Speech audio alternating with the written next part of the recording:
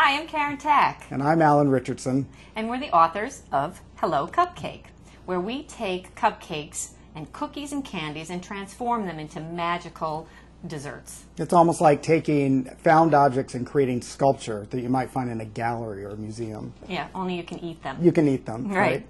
And what's fun is that you don't need to be a pastry chef or need any special equipment.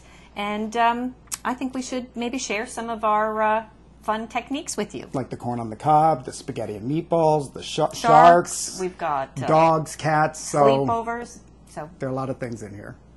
Hey, Karen, you know, with summer on the way, how about us making some corn on the cob? Sounds good to me. I love corn on the cob.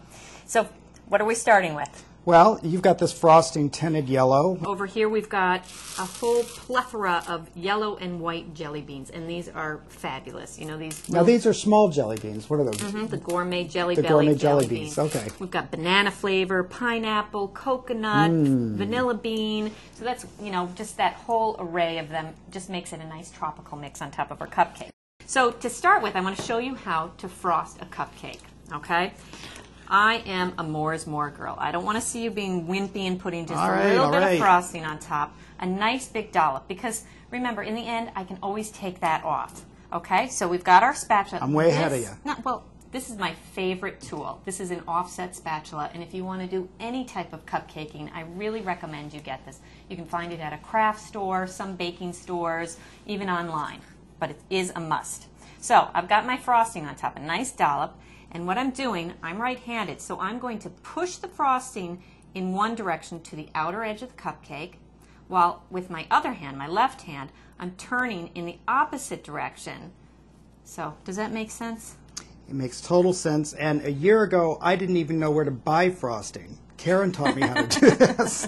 So I've got a nice mound on top. It's all to the edge, but I don't need that much because I just need enough to glue the jelly beans on top. I'm taking my spatula again, putting it at an angle, and twisting my cupcake while swiping the excess frosting off the top, and then that little bit we can round off. So there's my cupcake. I've got 3 here assembled on a corn dish, okay?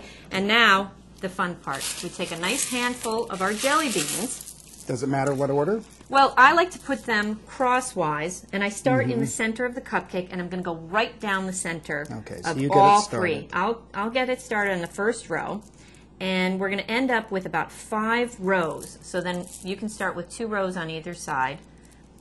And as you can see, I'm just taking any jelly bean here. It could be a white, yellow, whatever. So however the mix ends up, that's how you do it. That's how I do it. I just want to keep my lines straight. So you know what, Alan? I can finish this up. Do you want to start making a pat of butter for me? What's corn without butter? So we like to use these soft fruit chews. Right. And they come in a lot of different brands, but the Laffy Taffy is a perfect size for this. We find the candy that's the right color, already looks like a pat of butter. You like that, right? So you cut it to a square. You use a little bit of the heat from your fingers just to soften the edges. Yeah, and we also, if you want to soften it even more, you can pop it in the microwave for no more than 3 seconds. Karen's got these great little corn holders. Put one on either end. And, you know, we're always like that. One step more. We've got this white and black decorating sugar. Just sprinkle that on top. It's not really necessary, but it just makes it that much cuter. So there's your corn. There you go. Happy 4th of July.